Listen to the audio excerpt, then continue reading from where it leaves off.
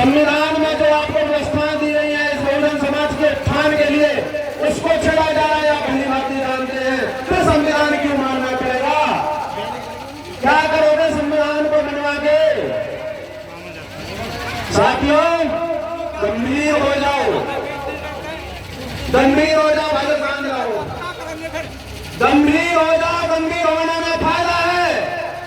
डंडा उठा दे, डंडा उठा दे, बोलते रह जाओगे, ना दिमाग में कुछ आएगा ना हाथ में कुछ आएगा। दिमाग में जाना चाहिए और हाथ में कुछ रुपया पैसा आना चाहिए। इसके लिए गंभीर हो जाओ, लड़ाई बोलो, लड़ाई बोलो, जिससे आपके आने वाली पीढ़ी और आपकी पीढ़ी सुरक्षित हो जाए। लड़ाई बोलना लड़ो जिससे सिर्फ आपका झंडा और डंडा बचा रह जाए। झंडा और डंडा कोई नहीं छीनेगा आपका, क्योंकि उन्हें पता है, आपके विरोधियों को पता है, आपके जो विपक्षी मनवादी उनको पता है कि झंडे से और डंडे से बड़ा प्यार करें। आप कम से उठाओ झंडा डंडा, आपके संविधान को हम बदलेंगे, उस विचार में लगेंगे। इसलिए विचार से मजबूत होना पड़ेगा, आपको गंभीर होना पड़ेगा। और गंभीर नहीं हुए तो हमारा मिशन, हमारा चलना फिरना और जो भी संगठन इस देश में काम करे सबका बेकार है। अब करना क्या है, उस बात पे आते हैं। साथियों, 5 मिनट की और बात करूंगा मैं, उसके बाद मेरे भाई अभिषेक राठौर जी आपके सामने बात रखेंगे। 5 मिनट बाद आप थोड़ा सा गंभीरता से सुन लेना। मानना ना मानना आपकी जिम्मेदारी है। हमारा काम है, इतना चल रहे हैं तो आपको कम से कम इस विजन को तो बताते चलो। साथियों, पिछले मंच पे भी मैंने वही बात कही थी, वही दोहराऊंगा, मकसद ही वही है। साथियों, एक बात बताइए, यहाँ पे इतने लोग बैठे हैं, बहुजन समाज की पार्टियों के नाम तो जानते होंगे, जानते हैं ना? 2 पार्टियां हैं अभी वर्तमान में, बहुजन समाज पार्टी और आजाद समाज पार्टी, जिनको आप जानते हैं।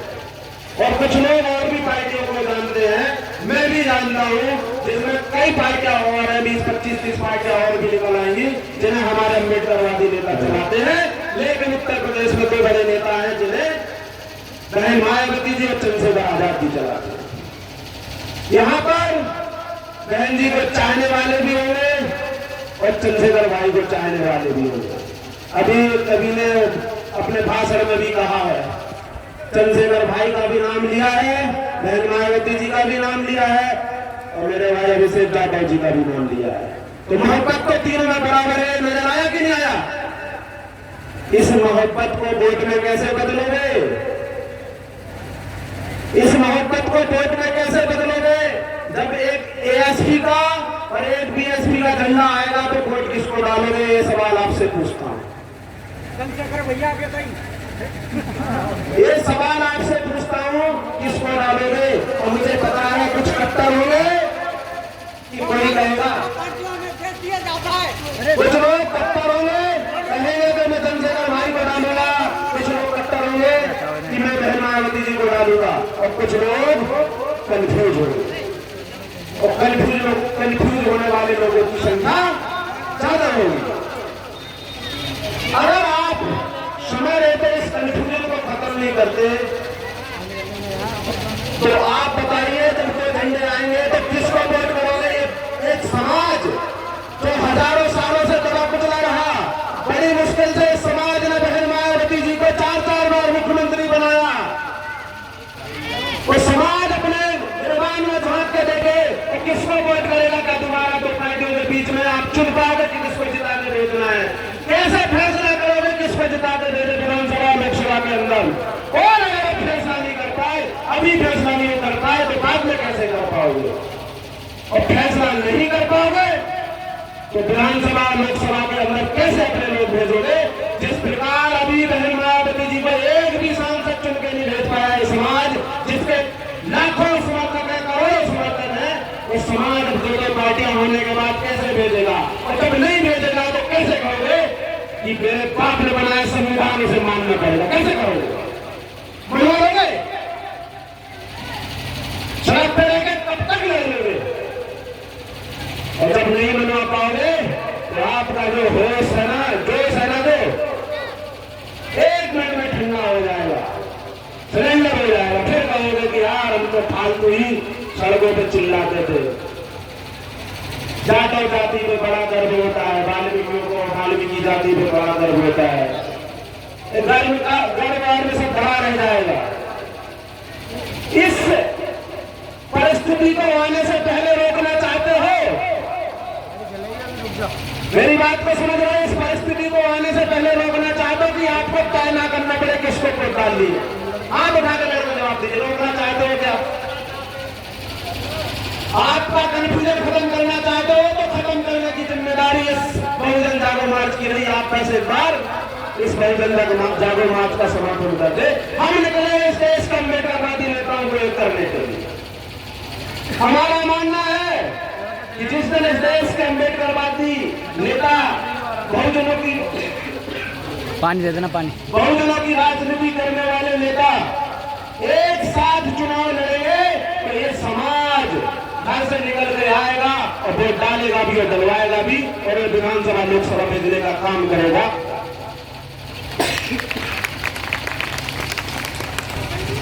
आप बताइए, जिस दिन चंद्रशेखर आजाद, बहन मायावती जी, प्रकाश अम्बेडकर जी, मोहन विश्राम जी, रामदास अठौले जी, डॉक्टर उदित राज जी, तमाम प्रकार के जो भी अम्बेडकरवादी नेता है वो एक मंच पर आपको खड़े दिखाई देंगे तो आपको खुशी होगी कि नहीं होगी? खुशी होगी कि नहीं होगी? इस खुशी के लिए लड़ना पड़ेगा, ऐसे नहीं मिलती खुशी। आदमी को कुछ पाने के लिए तो कुछ खोना पड़ता है। जो चर्चाएं आप घर में बैठ के करते हैं, जो चर्चाएं आप चाय की टपरी में बैठ के करते हैं, चौपाल पे बैठ के करते हैं कि काश इस देश के अम्बेडकरवादी नेता एक साथ चुनाव लड़ते तो मजा ही आ जाता। इस चर्चा को अगर दिल्ली में कर दिया जाए तो आपके नेताओं के होश हो जाएंगे। इस चर्चा को दिल्ली के अंदर करना चाहोगे? अगर जिस दिन इस देश के नेताओं की यह चर्चा इस नेताओं के खिलाफ, नेताओं को एक करने के लिए आपने दिल्ली को घेर लिया तो नेता मजबूर हो जाएंगे। और जिस प्रकार इस देश में यूपीए और एनडीए चुनाव लड़ती है एक साथ गठबंधन बना के, उसी प्रकार इस देश का अम्बेडकरवादी साथ मिलकर चुनाव लड़ेंगे और आपकी परेशानी खत्म।